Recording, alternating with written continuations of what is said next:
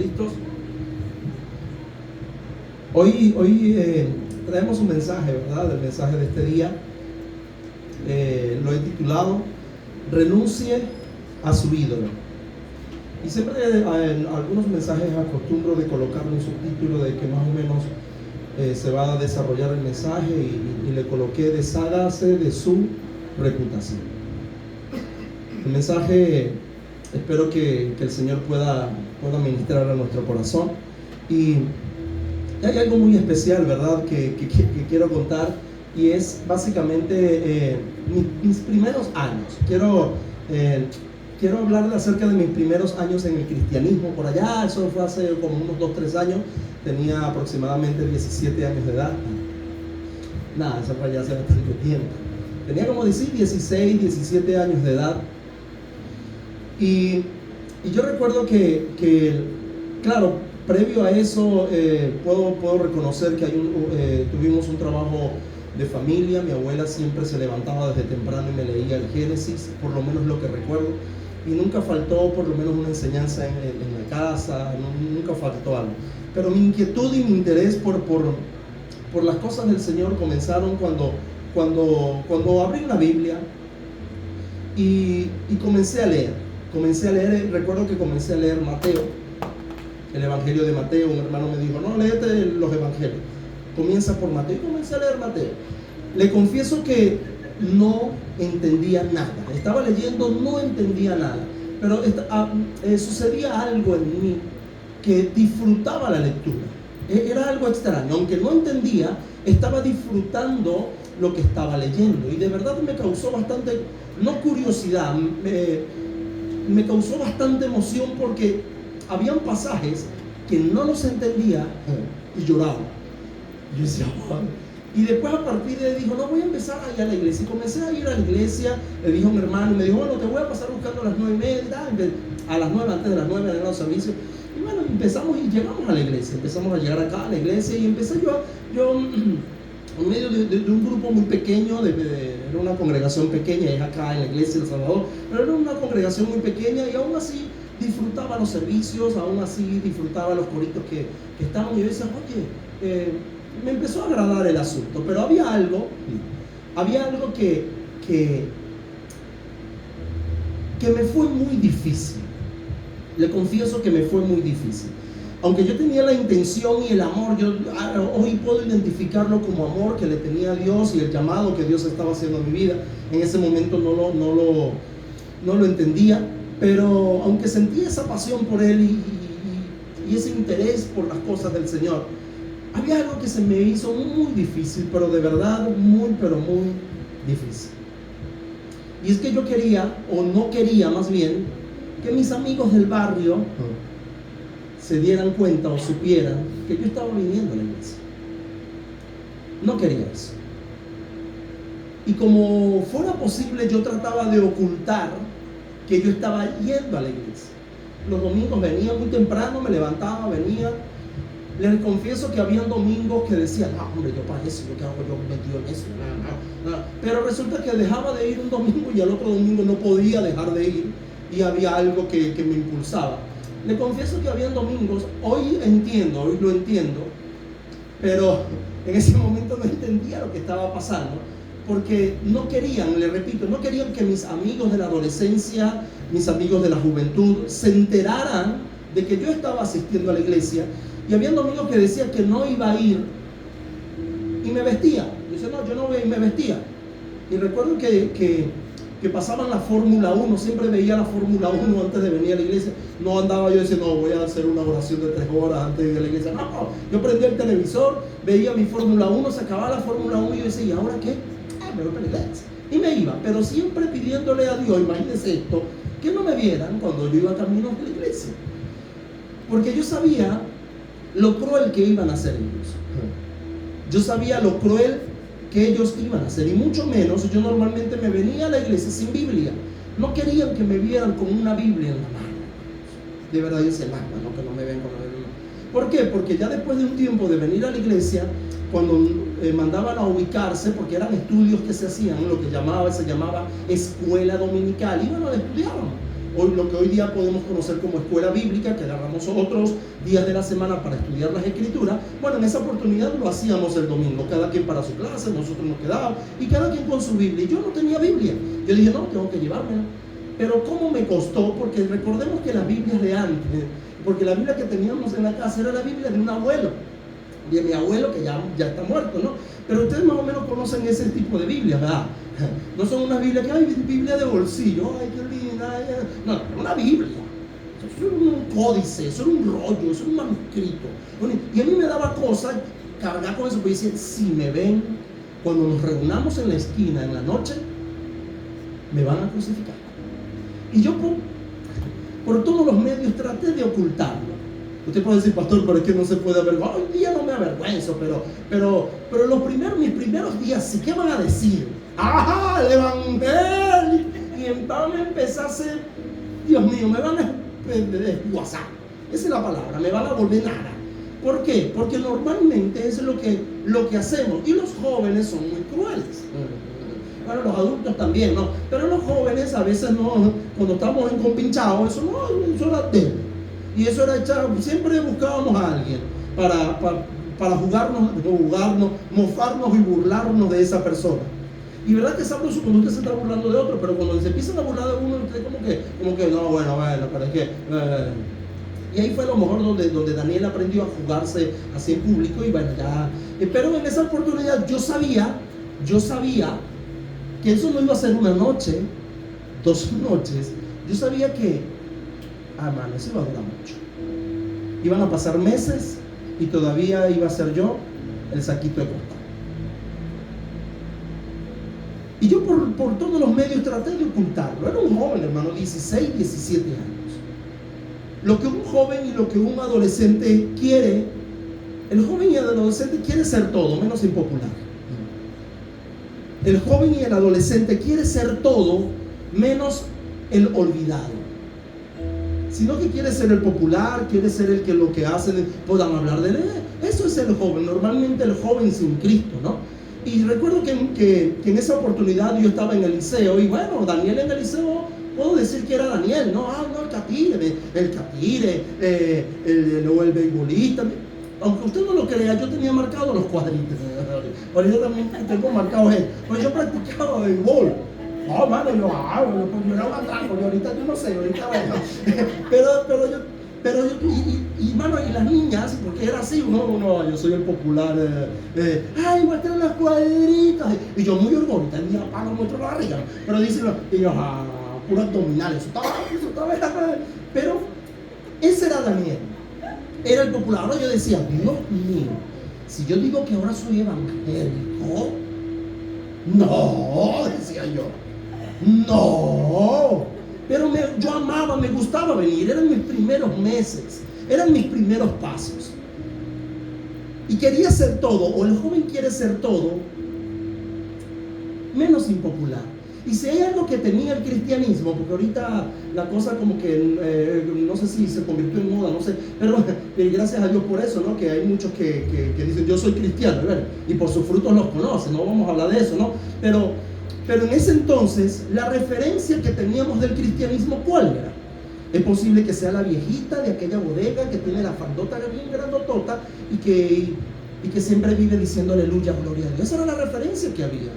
La referencia era el anciano de aquella casita, mundecito, hay que ayudarlo. Y ese era el que era el evangelio. Esa era la referencia que teníamos del cristianismo, ¿sí o no? Era la referencia que teníamos. Y yo decía, Dios.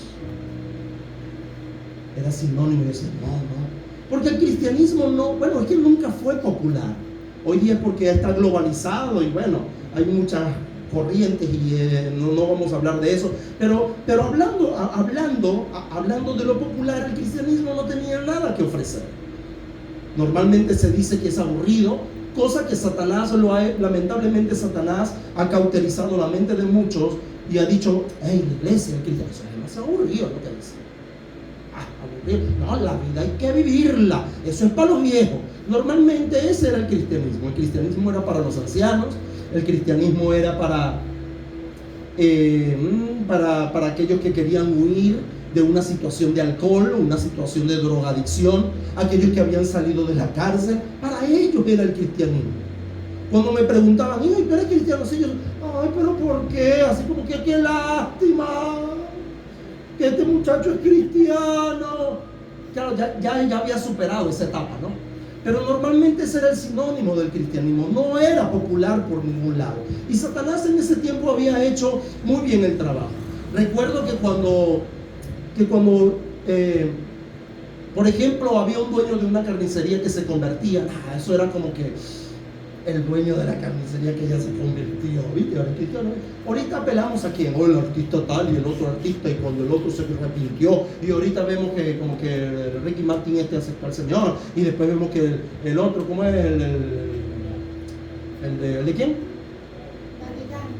Daddy Yankee por allá, en su tiempo Don Omar, y ahorita decimos, no, mira, y el otro, y Nacho sacó una canción del cristianismo, y Ricardo montan, nos enorgullecemos de ellos, porque no existían buenas referencias. Eso es lo que el mundo ofrece y lo que Satanás estaba tratando de denigrar y de desprestigiar el cristianismo. Y ese era el concepto que yo tenía cuando muchacho. Yo decía, Dios, no. Yo decía, ¿qué es lo que pasa, Dios, no? Entonces, tratando de ocultar mi asistencia a la iglesia, no pude evitarlo más, hasta que en una oportunidad a una hermana, la que era pastora de la iglesia, la hermana Chinca, ella se le decía señora Chinca, por el barrio, se me salió, estaba en el grupo y yo le dije, no, y dije, hermana Chinca. Y me miraron, wow, hermana Chinca, y empezaron a burlarse, hermano. Más vale que no, ya usted sabe, lo demás es, lo dejo sin imaginación. Y comenzaron a burlarse. Le dije hermana Chinca y era señora Chinca. Y bueno, no pude ocultarlo. Después pasaron semanas y meses cuando yo trataba de defender el cristianismo. No, porque ustedes dijeron, ya va, como más o menos uno aprende mal, ¿no? Entonces, tratando de todas estas cositas, arremetía con ellos, que eran igual, ya, si van para el infierno, yo soy mejor para el cielo. Bueno, y ustedes conocen más o menos todas esas cosas, ¿no? Pero lo cierto de todo es que en esa oportunidad yo tenía que proteger mi reputación. Yo tenía que seguir impulsando una imagen de joven que el cristianismo no me iba a ayudar en mucho, en nada prácticamente. Sentía el interés, sentía la pasión y a la vez sentía como que se van a burlar de mí. Había un estatus que proteger. Y hay algo que entendí, en ese tiempo entendí, es que de verdad uno no puede promover al mismo tiempo dos reputaciones. Entendí que uno no puede promover la reputación de Dios y al mismo tiempo la de uno. Y entendí que promueves la reputación de Dios, la imagen de Dios, y no hablo de objetos hechos por manos, sino promueves los principios del cielo y te olvidas de la tuya, o promueves la tuya y te olvidas la de Dios. Pero no podemos promover las dos, es muy difícil, imposible. El mismo Jesucristo lo dijo. El mismo Jesús dijo que teníamos que escoger, porque Jesús dijo, ninguno puede servir a dos señores, porque o aborrecerá al uno y amará al otro, o estimará al uno y menospreciará al otro. Y ahí fue cuando dio la idea de que no podemos servir a Dios y a las riquezas. Pero es difícil servir a dos señores, es imposible servir a dos señores, hermanos. No se puede. Y esta verdad la entendí mucho tiempo después, ya después no me importó la mía. Yo dije, ni se imaginan el gozo y la satisfacción que se siente.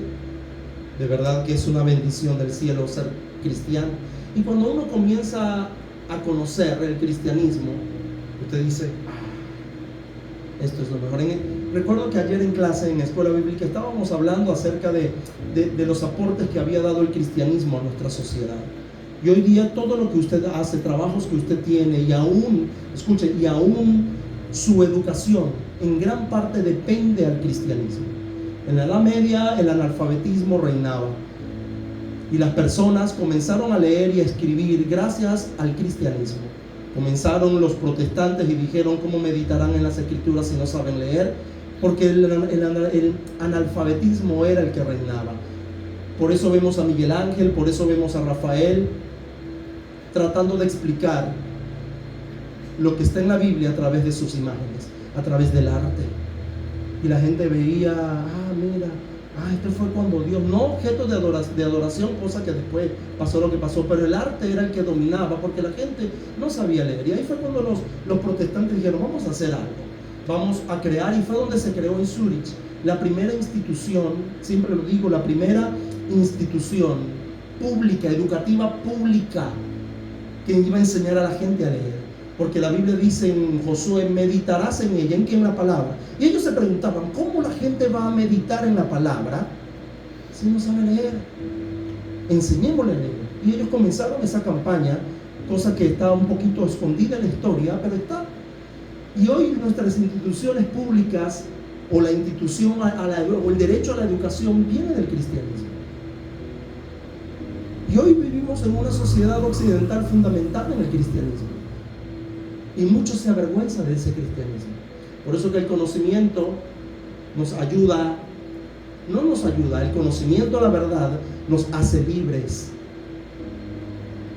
Porque lamentablemente vivíamos en una sociedad que si no hay alcohol y no hay chismorreo, entonces no hay felicidad y no hay una buena fiesta.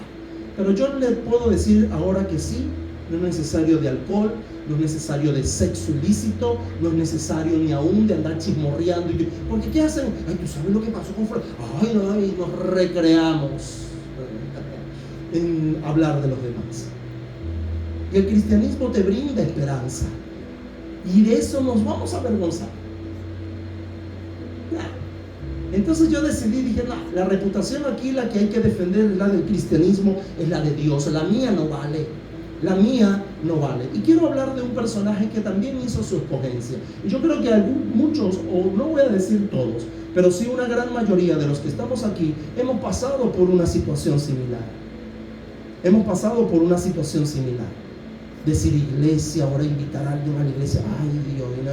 Y a lo mejor no todos, pero sí muchas personas han pasado por una situación similar. Y en la Biblia también podemos ver un personaje que pasó por una situación similar, no por el cristianismo, sino por el cristianismo, yo creo que sí, claro que sí, por el cristianismo y por la verdad. De verdad que a él le fue muy difícil tomar esta decisión. Y quiero hablar de la vida de José, porque José también realizó su escogencia. Él escogió a quién iba a servir, si servía a su imagen, si servía a su reputación, si servía los halagos que podía darle la gente, o servía a Dios, o escogió a Dios. Y José, por supuesto que sabemos que hizo la escogencia correcta. Él escogió a Dios. Apocalipsis dice que no puede ser ni frío ni caliente. No puede ser tibio, eres frío o eres caliente, así que dice. Y es interesante saber que José hizo una escogencia. Él no se mantuvo en el medio. Él dijo categóricamente, después de un proceso, él optó por Dios. Mateo describe a José como un carpintero. Si vemos el Evangelio de Mateo, estoy hablando de José, el papá terrenal de Jesús. Mateo lo describe como un carpintero. Mateo lo describe como un residente de Nazaret. Nazaret es una ciudad perdida. Aún así, no solamente es un punto perdido, Nazaret, un punto perdido dentro de, decirle una ciudad del aburrimiento. Nazaret era nada. Nazaret en la historia era nada, los mismos fariseos dijeron, ¿podrá salir algo bueno de Nazaret? Si no fuera por la historia bíblica, Nazaret hoy día no se recordara. Nazaret hoy día a lo mejor estuviera sepultada bajo tierra, como muchas de las ciudades de la historia, que han sido olvidadas. Y aún después de haber excavado y arqueológicamente descubierto, están olvidadas. Pero Nazaret hoy día es recordada por todos los eventos bíblicos que sucedieron allí, y por supuesto por José y por Jesús. Pero si vamos al Nuevo Testamento, solamente conocemos a José como carpintero y conocemos a José como habitante de Nazaret. Y en el Nuevo Testamento no vemos a José por ningún lado como protagonista de ningún hecho. José no tiene una de las grandes enseñanzas doctrinales de las Escrituras, no aparece. Es más, Yo no sé si a usted esto le causa curiosidad, pero tampoco aparece, porque ¿cómo nos gustaría a nosotros los padres decir, cómo corregía José a Jesús cuando Jesús se metía en problemas? Porque solamente vemos un pasaje por allá cuando Jesús tenía 12 años, que se quedó en el templo y todo lo demás, el muchacho se perdió, ¿dónde está el muchacho? Y estaba en el templo. Pero no hay historias de José, no hay enseñanzas de José, no hay datos para ser padres desde la vida de José, desde la boca de José. No existe eso en las Escrituras. José habla muy poco o no habla casi nulo, pero sí vemos que hace muchas cosas. Y usted dirá, pastor, por eso tampoco lo vemos del por qué hace muchas cosas. Hay un dato que nos da un texto bíblico, un pasaje bíblico en Mateo capítulo 1, versículo 19. Y aquí es cuando vemos que José estuvo dispuesto a sacrificar su reputación por la de Jesús. Y este pasaje nos da, voy a ir, Mateo capítulo 1, versículo 19. Este pasaje nos da un dato increíble que está en el español, está escondido, pero si hacemos un buen estudio del texto nos vamos a dar cuenta de lo que era José. Y el versículo 19 dice: José, su marido, como era justo, no quería infamarla. Dice que quiso dejarla secretamente. Ahorita voy a explicar un poco para aquellos que no conocen muy bien este pasaje o esta historia, pero quiero decirle algo. Dice: José, su marido, como era ¿qué? Como era justo. ¿Sabe que esta no es solamente una frase que al escritor le plació colocar allí?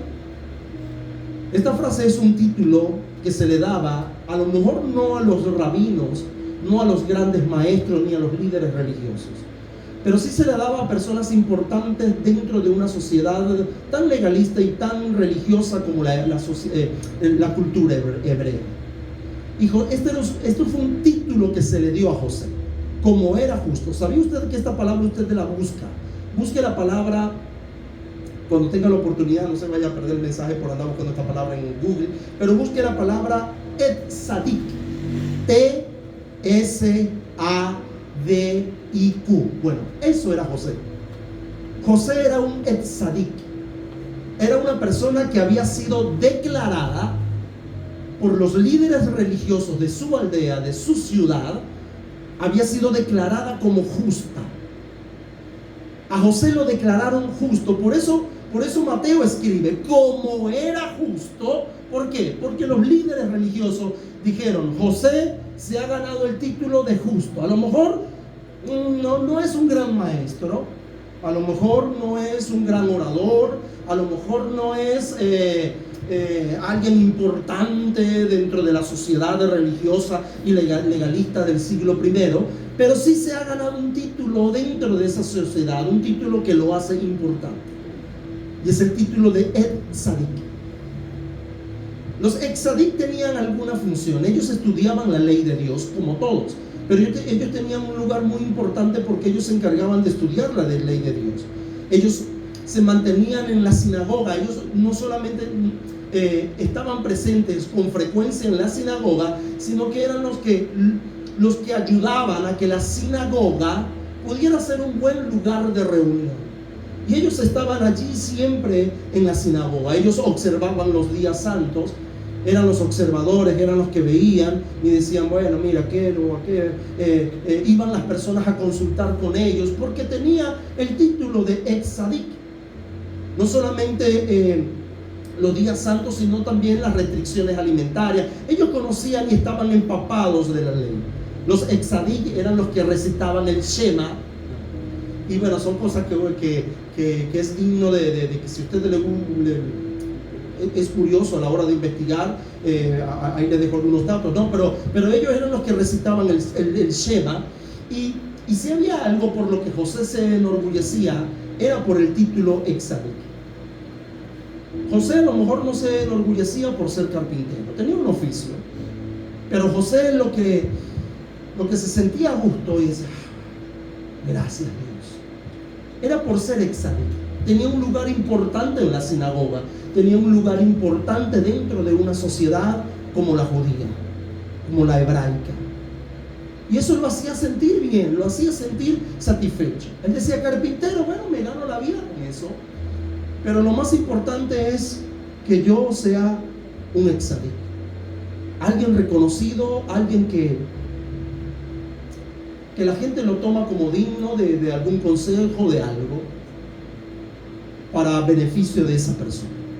Pero resulta que el anuncio de María colocaba la reputación de José en peligro. El anuncio de María de, hey, estoy embarazada. Un exadí, imagínelo, imagine la escena, ponga su mente no a especular, sino a tratar de revivir y resaltar esa historia o ese momento. ¿Qué hacer? Cuando María llega y dice, estoy embarazada, José, wow, está embarazada. ¿Cómo hacer? Recordemos que María había recibido el anuncio del ángel, pero meses antes, creo que unos 3 meses antes, creo que no sé si es Elizabeth, pero la mamá de Juan el Bautista también había recibido un anuncio similar. Y cuando la mamá de Juan el Bautista, voy a decir Elizabeth, no sé si era es el nombre, si era Elizabeth, ¿verdad? Gracias. Entonces Elizabeth, recuerde, Elizabeth estaba embarazada, Juan el Bautista ya estaba creciendo, y recuerden lo que hizo María, miren lo que hizo María en el momento de su estado. María no le había dicho nada a José. Usted lee Lucas y compara con Mateo esos pasajes paralelos, y usted se va a dar cuenta de esta verdad. Y usted se dará cuenta de que María tuvo que ir a la casa de Elizabeth a cuidar a su creo que era prima o tía, algo así era. Llegaron, y cuando llegó, María ya tenía aproximadamente 6 meses de embarazo, y creo que, Elizabeth tenía 6 meses de embarazo y María creo que tenía 3 meses. María estuvo cuidando a su familiar, dio a luz, luego María se regresó. Cuando María se regresó, a ver, una barriga de 2, 3 meses no se ve tanto, pero una barriga de 6, 7 meses, métale faja. No había faja. Y María no iba a ocultar eso. Tarde o temprano eso iba a salir a la luz. Y cuando llegó María, imagínese que usted diga, no, está bien, esposa mía, aunque yo ahorita voy a explicar eso, vaya, pero no se preocupe, vaya. María, tranquilita. Se fue. Pero cuando regresó, y esa barriga, pues, el Espíritu Santo. No. ¿Sí me explico? Usted dirá, no, pero es que esto es creíble. Si nosotros estuviéramos en los zapatos de José, usted se lo iba a creer. José no se lo creyó. José no se lo creyó. ¿Acaso que todo el tiempo andan mujeres por ahí saliendo embarazadas del Espíritu Santo? No. No existía tampoco la inseminación artificial, eso no existía nada. Y José vio y dijo, José puso en peligro, María puso en peligro a José. En realidad no fue María, ya usted sabe quién fue. Pero José vio a su novia embarazada, vio a su novia mancillada, o a su prometida más bien. La vio que él, siendo un hombre justo de Dios, José, ellos ya habían hecho algo. Mire, quiero explicar un poquito esto para que más o menos veamos la situación de José. La situación de José no fue fácil. En la cultura hebrea, normalmente cuando un hombre pretende a una mujer, tiene que por supuesto que tiene que agradarle a la mujer, pero también tiene que agradarle a los padres. Y si hay algo que tenía que hacer José, era también pagar una dote por la mujer. Eso era lo que se acostumbraba. Normalmente José haría algo como esto. José vio a María, la vio muy linda, muy hermosa, habló con los padres, arregló todo. Él habló con su papá, tal, si es que el papá estaba en vida, no lo sé, ahí estoy especulando. Pero lo cierto es que José tuvo que pagar una dote y tuvo que decir: yo quiero a María como esposa, quiero que sea mi mujer. Y ahí es cuando la Biblia le da el título de desposada. Todavía no habían entrado en el acto sexual, pero ese periodo duraba un año. En un año el novio desposaba a la esposa, los padres decían que sí, la novia se quedaba con los padres y él se iba. ¿A qué se iba? Él se iba a preparar un lugar para poder habitar.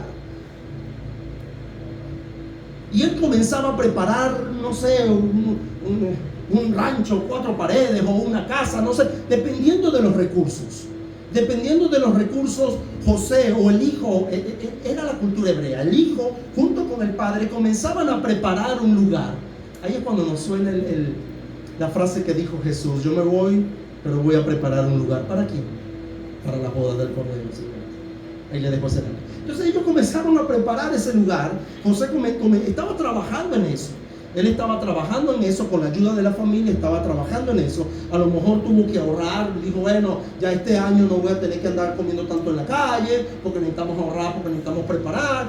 Y después, bueno, sí, vamos a comer pizza con Coca-Cola y lo demás. Pero bueno, pero por lo menos en ese año, José tenía que ahorrar. José tenía que preparar una habitación, un lugar, para poder casarse con María. Y cuando llegó en esa oportunidad, José ya tenía, imagínense, José ya con los corotos comprados. Y ve a María así y dice: oh. Y yo creo que eso era lo de menos, porque lo más delicado era la reputación de José.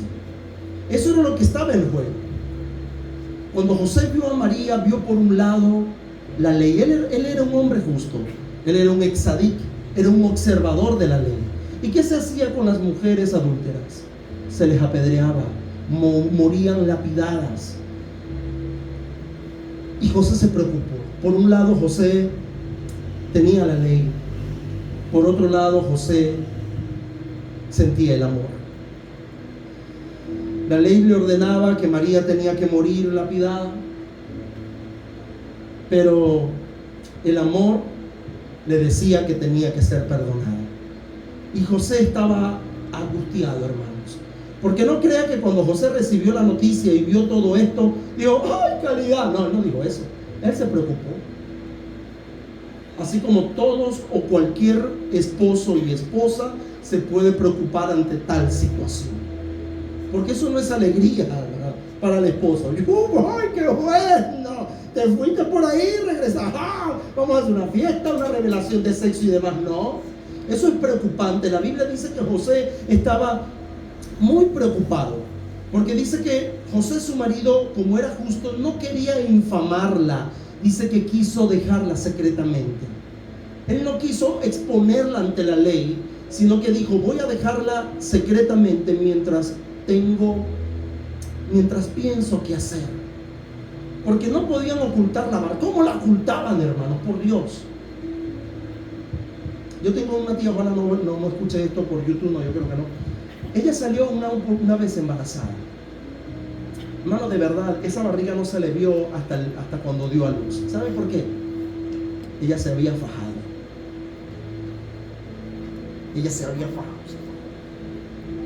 Y ella hacía oficios y hacía esto porque quería. Ustedes saben ya más o menos cuál era la intención de ella. No consultó médico, nada. Pero la familia se dio cuenta cuando empezaron, y cuando menos acuerden, la faja y la broma. Muchacha, yo no sé, yo creo que esa barriga, ella muy precisa la supo ocultar. Pero ¿cómo oculta cuando da luz? No, eso no lo puede ocultar.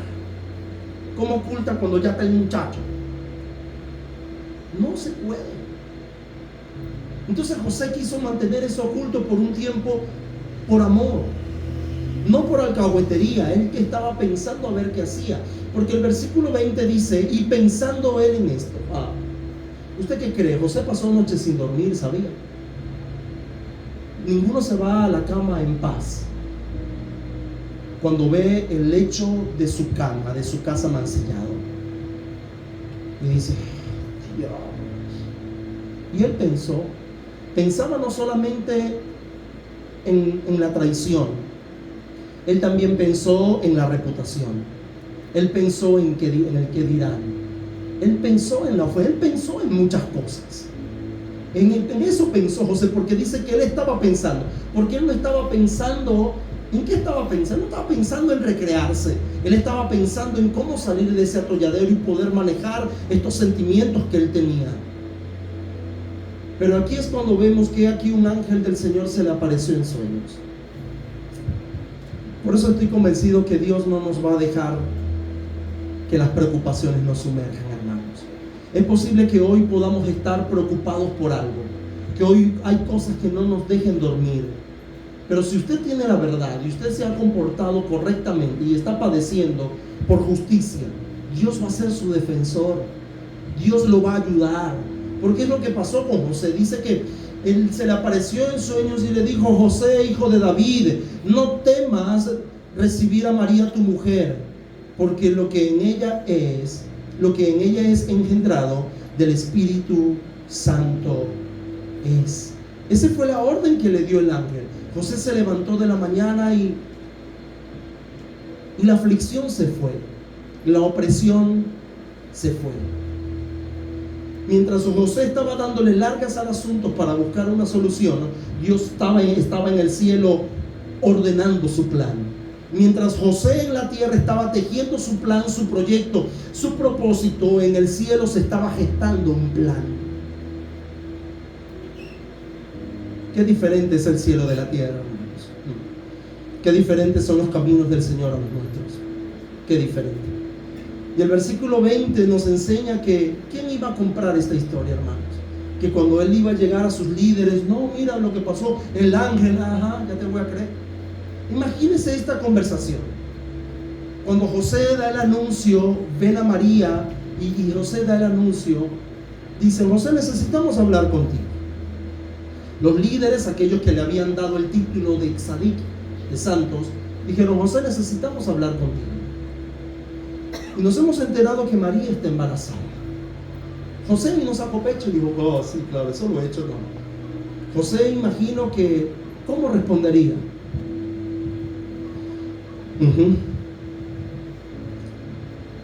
¿El niño es tuyo?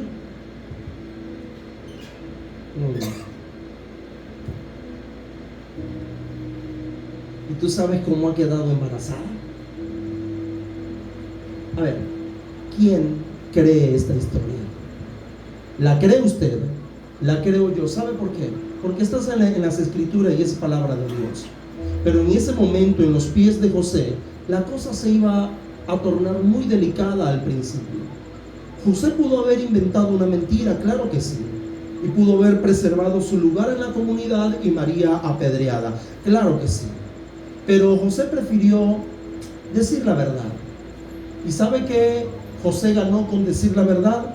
José comenzó a decirle adiós a su condición de tzadik. Ya por lo que José se sentía bien, por lo que José se sentía orgulloso, José tenía que comenzar a despedirse. José había dicho: ya no más exadí, los privilegios de ser un exadí se han acabado, es posible que ya no tenga un lugar en la sinagoga, es posible todo esto, porque José tomó una decisión bastante drástica, porque contra todo pronóstico, el versículo 24 dice que José se despertó del sueño, hizo como el ángel del Señor le había mandado, y desde esa hora recibió a María su mujer. Él no esperó que diera luz, él dijo: te voy a honrar, María, ven conmigo, vivamos juntos. Eso hace un verdadero hombre. Y dice el versículo 25: porque no la conoció hasta que dio a luz a su hijo primogénito y le puso por nombre Jesús. Mientras María vivió con José, José no tocó a María y esperó que diera a luz a su primogénito, no unigénito, primogénito, el primer hijo. Y la recibió con él, la recibió con ellos, y cuando estaba allí la recibió. Y imagínense el escándalo, hermano. La gente habló de José porque nadie iba a creer en eso. O escúcheme bien, o no hubo una oportunidad, no tenemos un registro en las escrituras cuando los escribas y los fariseos acusaron a Jesús de ser hijo ilegítimo. ¿O no dijeron, eres hijo de fornicación?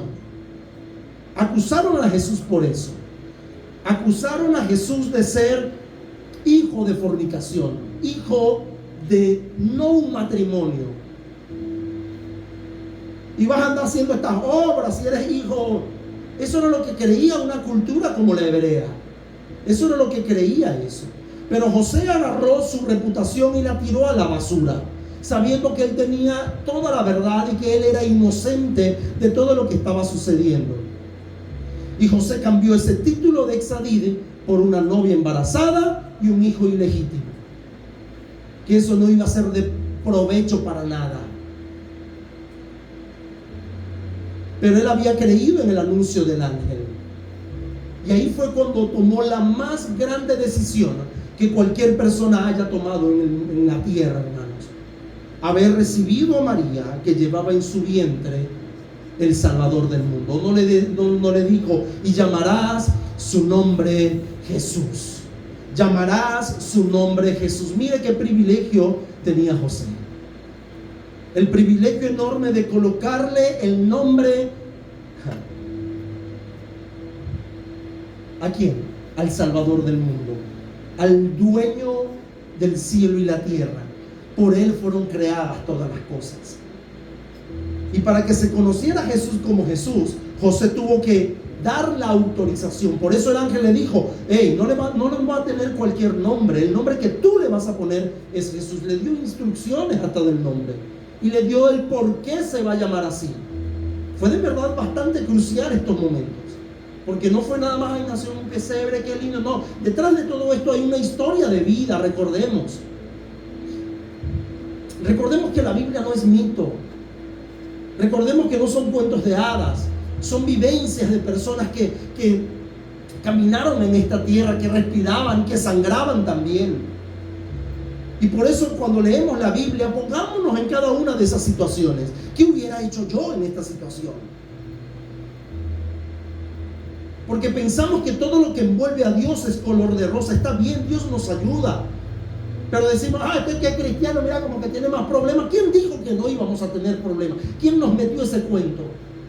¿Quién nos metió el cuento que no íbamos a pasar noches sin dormir, preocupados por alguna situación? Pregúntele a José entonces. Pregúntele a José, que él pensaba en eso. Y pensaba y pensaba y pensaba. José estaba severamente preocupado, hermanos. José verdaderamente estaba preocupado. ¿O es que acaso usted no se preocupa por las situaciones de la vida? Claro que nos preocupamos. Pero ¿sabe qué es lo que marca la diferencia entre el cristiano y el no cristiano? Que usted cuenta con el poder de Dios. Usted cuenta con el poder de la oración. Usted cuenta con una comunidad de fe que lo va a ayudar en las oraciones. Usted cuenta con eso. Pero José tomó esa decisión tan crucial y José puso el plan de Dios primero que su plan. Y ese es el problema que nosotros tenemos. Hermano, mire, esto es lo que se nos ha vendido en nuestras iglesias. Que pensamos y hemos diseñado un Dios, hemos creado un Dios para nuestra conveniencia. Hemos diseñado un Dios, hemos imaginado un Dios para nuestra conveniencia. Decimos, Dios para mis planes, ¿cierto? Decimos, Dios, tengo que hacer esto, tú tienes que ayudarme. Y ahí si no me ayudas, ¿quién nos vendió esa mentira? No es Dios para tus planes, hermano, no es Dios para mis planes. Soy yo para los planes de Dios. No, en mi agenda está Dios, en tu agenda está ¿quién? No, es en la agenda de Dios estás tú, así es. O no dice, nosotros ordenamos nuestros pasos, nosotros planificamos el paso, sí planificamos, pero es Dios quien ordena nuestros caminos. Y a veces pensamos que es Dios para nosotros, es Dios para mis propósitos, y no es así. No es Dios para tu reputación, no es Dios para tu imagen, no es Dios para que tú seas imponente, para que tú seas grande y glorioso y popular. No, así no es. Yo no sé cómo he visto mucho eso, o bueno, ya Pero a veces ponen un aviso de una iglesia o una publicidad y aparece el pastor y la pastora así, con una madre foto y una madre mayor. Y dice, ¿qué es esto? ¿Queremos ser popular o queremos que el evangelio sea popular?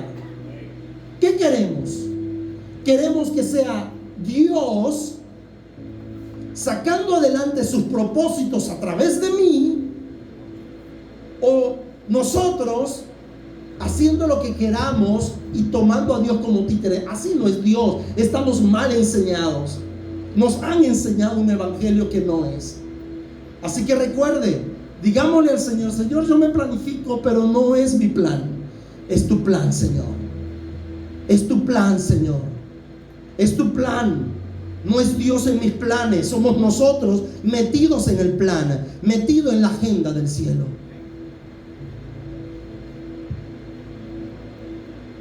Pregunto, ¿estaríamos de verdad dispuestos a hacer lo mismo?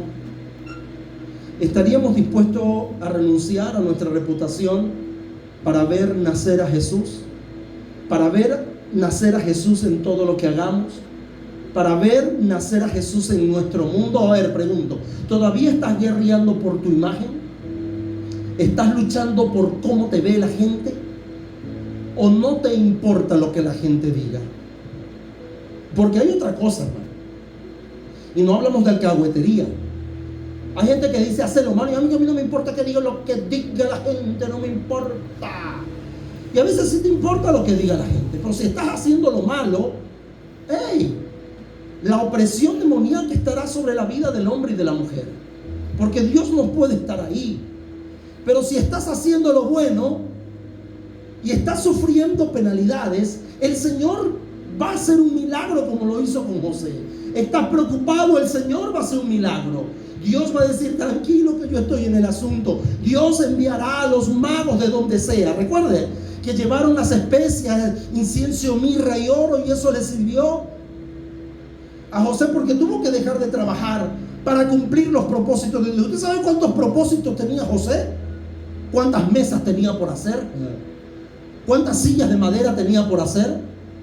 Pero resulta que nació y dijo, bueno, estamos en Belén y de aquí nos volvemos otra vez a la ciudad. Pero no, le dieron aviso y le dijeron, hey, tienes que huir. El ángel se apareció y dijo, le tienes que huir porque Herodes va a buscar matar a los niños, y entre esos está el niño Jesús. José dijo, vámonos. ¿Cuántos planes no tenía José? José tenía planes y proyectos en su ciudad, pero dijo, nos tenemos que ir, nos tenemos que ir. ¿Y a dónde se fue? No se fue a la mejor ciudad, se fue a Egipto. No fue la mejor ciudad espiritual que cogió. Se tuvo que ir a Egipto. ¿Por qué? Porque Dios le dijo, tienes que ir. Y cuando Herodes murió, dijo, ahora sí puedes regresar. Ay, yo regreso. José se manejaba a él por su cuenta. No, hermanos. No. Porque José tomó una decisión. Y a José no le fue mal. Amados, mire, si hay una recompensa en el cielo grande, la tiene José. Si hay alguien que dejó y desestimó y tomó como basura su título de tzadik, fue José.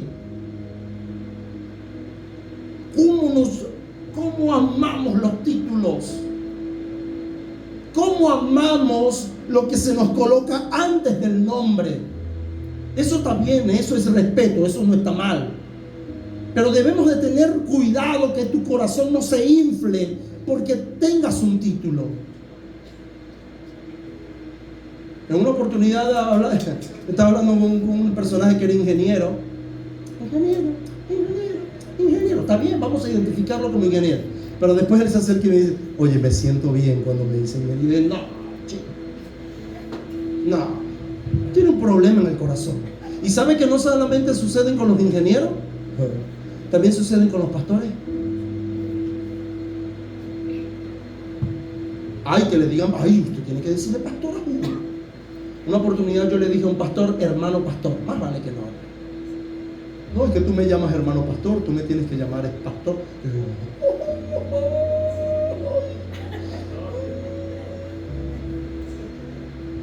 Tenemos un problema con los títulos.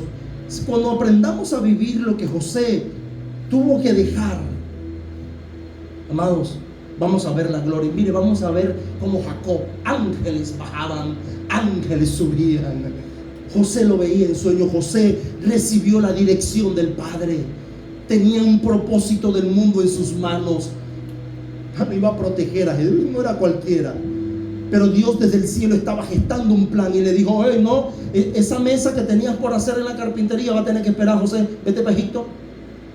Y ahí te mandé la provisión, ahí te mandé el oro, el incienso y la mirra, ahí te mandé todo eso para que puedas comerciar y puedas ir hasta allá y puedas vivir unos cuantos años, porque tu propósito es cuidar a Jesús, que nada le pase. Y Dios desde el cielo estará enviando a sus ángeles. Ese es el plan de Dios. Pero queremos nuestra reputación y queremos trabajar a nuestras propias expensas. Queremos trabajar bajo nuestras propias fuerzas. Nuestras fuerzas serán limitadas, nuestro legado perecerá. Pero si trabajamos bajo la fuerza de Dios, vamos a decir: hay un hombre y hay una mujer que se dejó usar por el Señor, impactó mi vida y la vida de muchos. Y hoy día ese trabajo todavía continúa.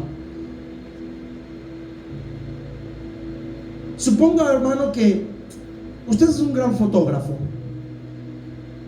y resulta que llega una empresa y le ofrece mucho dinero, le da un contrato. Pero resulta que en ese contrato usted va a trabajar para una revista para adultos. ¿Qué elegiría? ¿Su reputación o la reputación del Señor? Porque es muy fácil cuando nos habla de dinero. Es muy fácil cuando nos dejan seducir por el dinero. Y empezamos a decir: no, porque eso no es malo. No es malo. No, yo estoy haciendo esto. Yo lo que estoy haciendo, en Génesis, así era que nosotros andábamos. No. Ay, Dios, que ya me coloré. ¿Por qué tenemos que buscarle las interpretaciones bíblicas donde no hay para nuestros planes, para nuestros propósitos, para nuestra conveniencia? Y vemos gente que vive afligido toda la vida y vive a través de una pantalla. ¡Ay, qué bien vive! ¿En serio? ¿Cómo está su corazón de marchito? Saben reírse, saben hablar, saben maquillar su tristeza. No, estoy bien, ¿no? Pero ¿qué hay cuando están en secreto? ¿Podrán dormir o están medicados? Tendrán temor y aún no saben por qué, porque huye el impío sin que nadie los persiga. Amado, sirvamos para los propósitos divinos. Está bien tener el trabajo, sigamos trabajando, sigamos llevando el pan diario. Pero cuando Dios empieza a cambiar sus planes en nosotros, ¿por qué? ¿Por qué decimos: no, pero es que yo tenía, o si supieran la casa de madera que tenía que hacer? No, Dios te dijo: vete para Egipto porque Herodes va a empezar una masacre aquí en Belén. Y José tuvo que obedecer. ¿Estamos dispuestos a obedecer? ¿Estamos dispuestos a servir con todo lo que tenemos, con todo lo que somos, para el servicio del Señor? ¿O no? ¿O nos importa más nuestra imagen? Es que son mis sueños, hermano. ¿Cuántas personas yo he escuchado decir: ay, es que es un sueño que yo tengo? ¿Es tu sueño o el sueño del cielo? ¿Estás usando a Dios para tus sueños o tú estás dentro de los planes, dentro de los sueños de Dios, dentro del deseo de Dios? ¿Queremos de verdad de la dirección del Señor? Les ofrezco esto: piensen menos en ustedes y más en Dios, más en sus planes. Y te dirá: pastor, ¿y cómo hago? Sí, porque vivimos rodeados de nosotros mismos y vivimos sentados nosotros mismos en el trono. Y yo sé que hay cosas, hermanos, hay cosas que tenemos que hacer y ajustar. No sé, no te puedo decir: deja esto y deja aquello. Yo no estoy llamado para eso. Pero el Espíritu Santo te va a guiar allí en el cuarto de oración. Así como guió a José, te va a guiar a ti también. Tú eres templo y morada del Espíritu Santo. Allí en tu cama, allí el Espíritu Santo te va a guiar. Porque cuando vamos detrás de nuestros planes, cuando vamos detrás de nuestras metas y sacamos a Dios de la ecuación, tiramos a la reputación de Jesús a la basura. Pero José hizo todo lo contrario. José hizo todo lo contrario. Y lamentablemente muchos nos hemos convertido en nuestros propios ídolos. Nos hemos convertido No, nosotros somos los que fabricamos nuestro futuro. Estamos llenos de humanismo. Y esto se trata de Jesús, se trata de Dios. Porque cuando estamos llenos, cuando tú estás lleno de ti mismo, que Dios no podrá hacer nada, Dios no puede llenarte. ¿Para qué si estás lleno de ti? Y nos convertimos en nuestros propios ídolos. Y eso es algo muy grave cuando usted se convierte en su propio ídolo. Tendrás que ser traspasado a muchos dolores para poder entrar en el plan de Dios. Y cuando de verdad duela, y cuando de verdad tú digas, me rindo, Señor, ya no doy más, ahí es cuando Dios diga, listo, aquí es. Ahora sí vamos a empezar. ¿Empezar? Sí, hay que empezar de nuevo.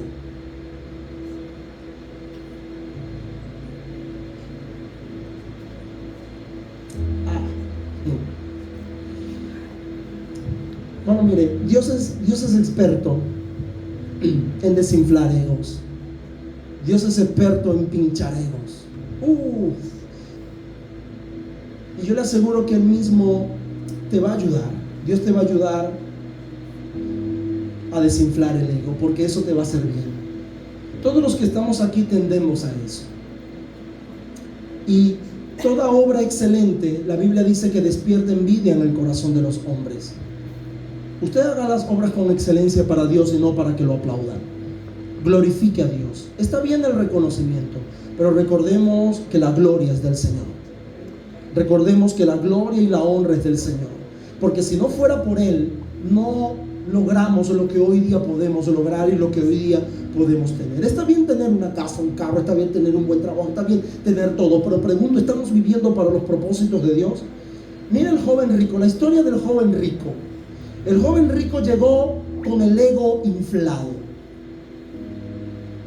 Llegó como que abran paso que llegó, porque llegó así, maestro bueno, quiso llamar la atención. Hay gente muy extrovertida y hay gente que quiere llamar la atención en todo sitio porque quieren ser el centro de atención. Y he conocido gente así. En una oportunidad conocí a una persona que quería ser el centro de atención y cuando llegó otra igualita a ella, le cayó mal. Ay, ella me cae mal. Me cae mal. Claro que te cae mal, porque están luchando por el trono y no te gusta luchar. Y el joven rico llegó con esa pretensión y dijo, maestro bueno, ¿qué haré para heredar la vida eterna? ¿Cumple con los mandamientos? Estaba esperando que me hiciera esa pregunta. Claro que lo hago. Y empezó a recitar todo. Y Jesús dijo, ok, vamos a comenzar con el primer mandamiento. Vende todo lo que tienes y dáselo a los pobres. No alcanzó a llegar al segundo, hermanos. El hombre se fue muy triste porque no iba a vender nada. Y el problema no estaba en las riquezas. El problema era con el primer mandamiento. No tendrás dioses ajenos delante de mí. Porque la riqueza a él le habían dado popularidad. La riqueza hace que hablen bien de ti. Ten dinero y vas a tener amigos. Ten dinero y vas a tener personas a tu lado. Ten dinero y eres el mejor comediante que pueda existir, hermano. Usted cuenta un chiste malo y la gente se va a reír. Pero aquel que no tiene dinero cuenta un chiste malo y usted dice, no, chiste más malo, échale sal a eso. Y empieza usted, pero el que es adinerado, el que tiene, usted, ay, qué chistoso. No, no es chistoso. Usted está alimentando su ego. Nos cuesta ser sinceros. Y con el hombre y con el joven rico se encontró alguien que le dijera la verdad. No alguien porque esa es otra cosa. Hay personas arrogantes que les caen mal a otros arrogantes. Porque me he encontrado personas que dicen, no, pero es que para sabroso yo, dicen. Hay un problema ahí entonces. Hay un problema ahí. Porque si él es arrogante, tú también eres arrogante. Ahí hay un problema. Jesús no dijo, vienes a mí, sabroso yo. No, Jesús lo confrontó con la verdad. Jesús lo amó y no vio en él o en ella un rival. Y eso es lo que a veces sucede con nosotros también. Pensamos que el arrogante tengo que ser yo. El egocentrista tengo que ser yo. Todos aquí giran alrededor de mí. Eso lo hace el soberbio. Eso lo hace el arrogante. Y cuando llega alguien altivo, Usted es capaz de saludarlo. El arrogante no saluda. El arrogante dice: "Te lo voy a saludar". ¿Qué se cree? Hay un problema en tu corazón también. Hay un problema de arrogancia en tu corazón también. Cuando empezamos a manejar todas estas actitudes, nos vamos a dar cuenta de muchas cosas. Y ahí es cuando nosotros tenemos que renunciar. Ahí es donde nosotros tenemos que renunciar a nuestro ídolo. Y el ídolo mayor es la misma persona. Y cuando usted empieza a dar esos pasos, demuestra que está renunciando a su propio yo. Ahí es cuando usted va a empezar a renunciar a su reputación. Llegará el momento que ustedes lo van a ver con la Biblia más grande. No me importa. Que se van a burlar. Porque vivo es para los propósitos de Dios. Vivo es para los propósitos eternos. Ay, pero es que ya tú no estás hablando de la gente. No importa, a lo mejor empezarán a hablar mío, pero allá ellos que se reúnen, reunión de demonios. Eso es lo que hay. Y entonces, ¿de qué vamos a hablar? Hable de otra cosa menos de la gente. No, pero estamos hablando buenas cosas, ¿oíste? Porque es que no, eso es chisme. La Biblia condena el chisme. No andarás chismeando entre tu pueblo, dice las Escrituras. Si usted no tiene parte en el problema, no es parte del problema. Y si tampoco es parte de la solución, que ese callado se va a meter en problemas. Me dijeron que andabas hablando mío, ¿viste? No, yo ni después nos volvemos mentirosos. No, yo no dije nada. Y empezamos a hablar ahora de la otra. Y no, mira, hermano, se nos vuelve la vida añicos por la lengua. Muertos. Coma Biblia. ¿Qué mal nos ha hecho Dios? Nada. Más bien Él está dispuesto a sanarnos. Él está dispuesto a tratar con nosotros. La Biblia está llena de este tipo de personas que se vaciaron a ellos mismos. Y ellos no tenían pretensión de ser recordados y hoy día son recordados.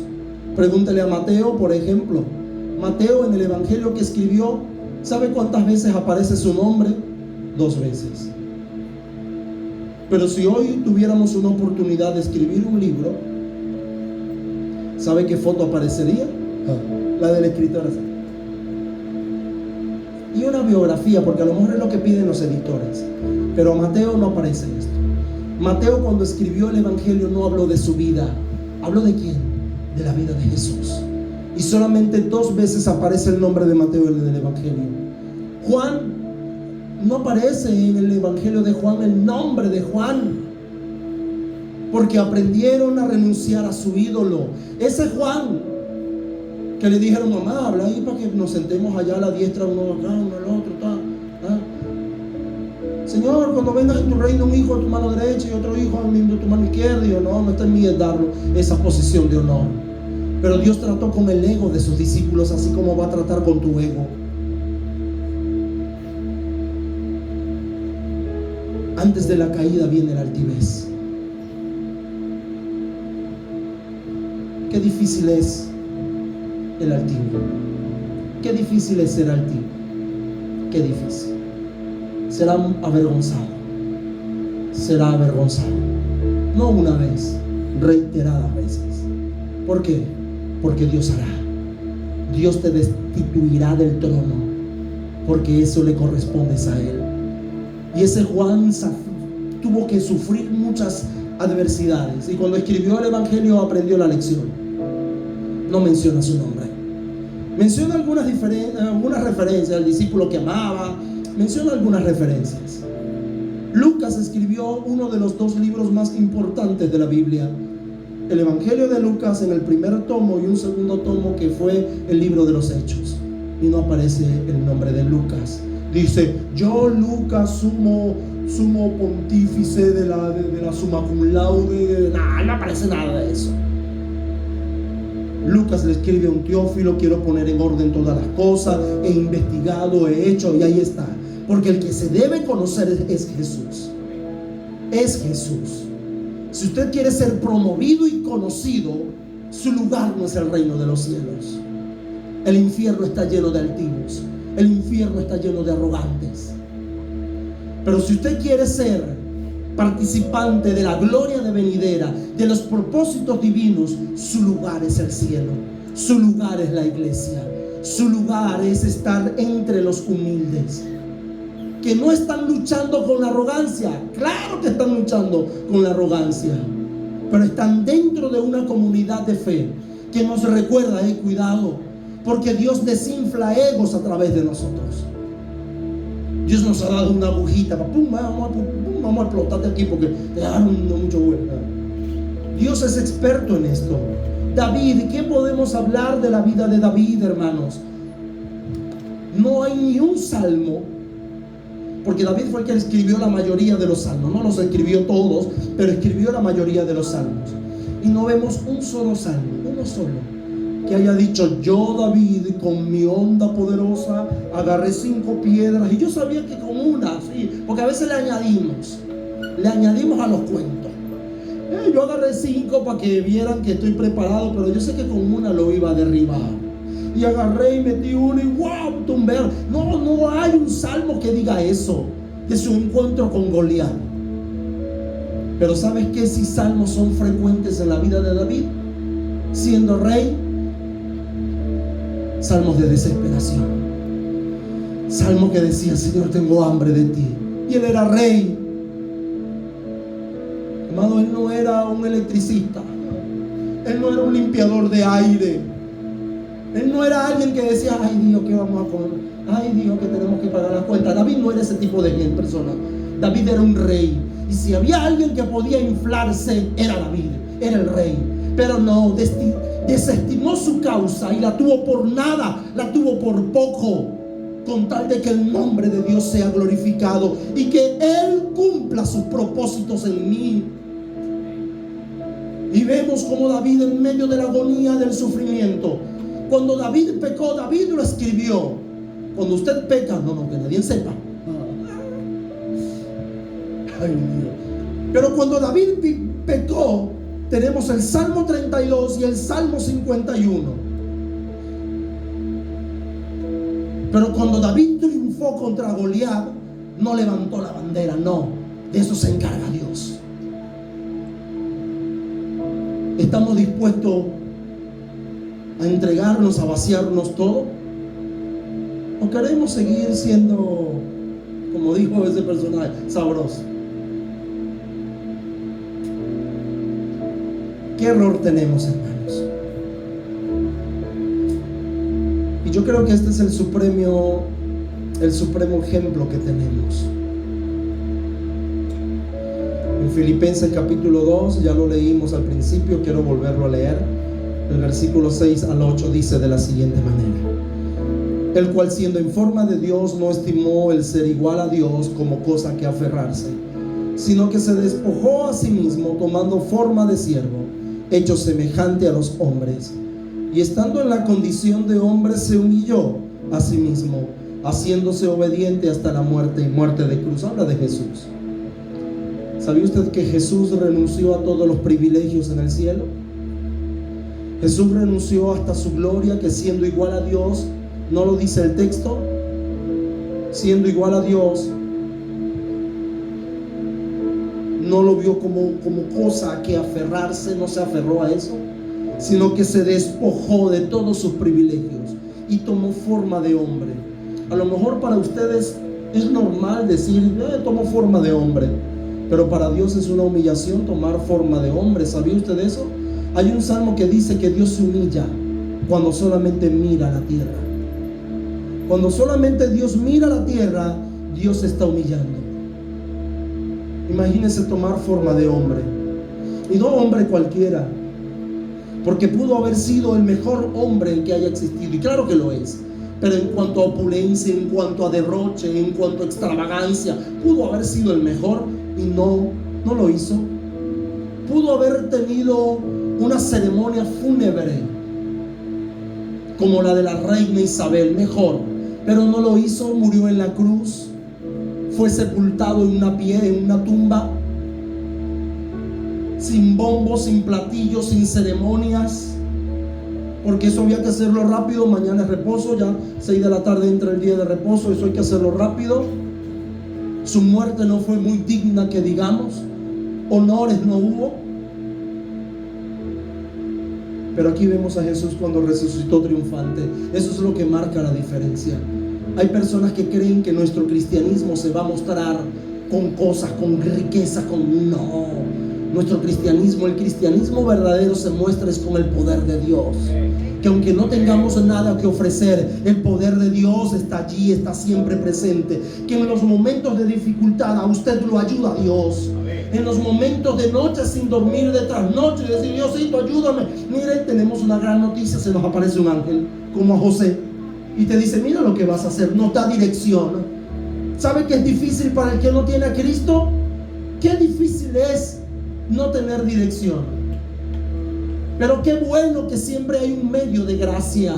Qué bueno que siempre hay una comunidad de fe. Porque ¿en qué pensamos cuando andamos sumergidos en situación? Ay, voy a llamar al hermanito tal. Hermano, ore por mí que te... ¿O no?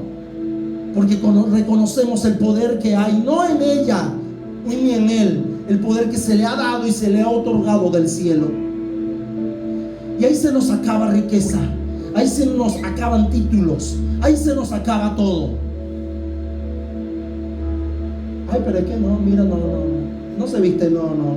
Mira el zapato, ay, siempre con el mismo zapatillo, no. Pero cuando andamos con situaciones difíciles, ¿sabe a quién llamamos? Al hermanito que tiene el zapatico roto. Hermanito, venga, vamos a orar, porque mire, ay Dios, las cosas se me caen en la casa. La casa como que está embrujada, hermano, venga, vamos a orar, ayuda. Ahí se acaba todo. Porque es mejor vivir para los planes del cielo que para nuestros propios planes, nuestros propios propósitos, hermanos. Y si Jesús abandonó sus propios privilegios celestiales, aceptó un dolor terrenal, ¿qué de ti? ¿Qué de mí? ¿Sabe usted que Dios anda buscando adoradores?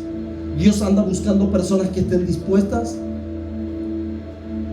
Y si Dios anda buscando adoradores, usted dirá: no, pero es que adorador, no, tenemos un mal concepto de lo que es adoración. No, pero ya hay muchos, no vean, en todo el mundo hay muchas iglesias que cantan tremendas bandas. Eso no es adoración simplemente. Véalos en el altar y véalos en el día a día. Una vida de adoración es una vida que arde para Dios las 24 horas del día. Que todo lo que queremos es adorar, bendecir a Dios. Dios anda buscando esas personas. Dios anda buscando esas personas que no les importan sus propios planes, sus propios proyectos. Les importa es el plan de Dios, la agenda de Dios, los proyectos divinos. Que si es de ir a Egipto, voy a Egipto. Si es de ir a Nazaret y vivir en Nazaret, voy a Nazaret. Y las veces que tenga que ir a Jerusalén, iré a Jerusalén. Pero todo depende de la agenda de Dios, de lo que Dios pueda direccionar y lo que Dios pueda guiar mi vida. Y así puedo hablar de muchas personas más en las Escrituras. Ahora, ¿qué vamos a hacer? ¿Es Dios para mí o yo para Él? Como dijo Isaías. Dios dijo: ok, ahora ¿a quién me enviaré? Isaías dijo: aquí estoy, heme aquí. Envíame a mí, Señor. Envíame a mí. ¿A dónde? No, pero envíame a mí. Eso es el Señor. Eso lo hace el Señor. Sacarnos de la comodidad de nuestro propio trono. Porque Él sigue sentado en su trono, Él sigue reinando. Qué bueno es el Señor. Yo creo que es tiempo de que podamos rendirnos. Saquemos un pañuelo, una banderita blanca y decir: Señor, yo me rindo ya. Ya me rindo, no yo, que seas tú. Yo me rindo. Me rindo, Señor. Yo creo que esa oración la podemos hacer en esta noche. Hoy la podemos hacer mañana, la podemos hacer todos los días. Vamos a ponernos en pie en esta noche y vamos a orar.